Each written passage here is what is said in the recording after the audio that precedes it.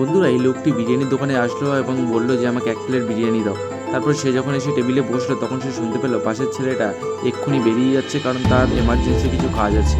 তারপরে সে যখন চলে গেল তখন সে তার বিরিয়ানি প্লেটটা টেনে নিল এবং টেনে নিয়ে এবং তার বিরিয়ানিটা যখন আসলো তখন বললো তুই এই বিরিয়ানিটা নিয়ে চলে যা, বলে সে ওই বিরিয়ানিটা সে খেয়ে নিল। এবং এই ছেলেটা বললো এ কেমন লোক রে বাবা, অন্যের বিরিয়ানি খেয়ে নিচ্ছে।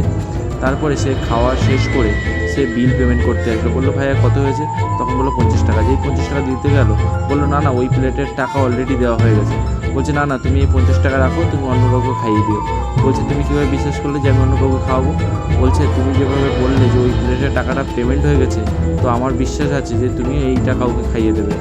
দাঁড়াও, তোমাকে আরও আমি কিছু টাকা দিচ্ছি, এইটা গরিব মানুষদেরকে তুমি খাইয়ে দেবে। যাদেরকে দেখবে আমার কথা মনে করে তুমি অন্যদেরকেও খাইয়ে দিও, গরিব মানুষদের ভালো করে। এই বলে লোকটি চলে গেল।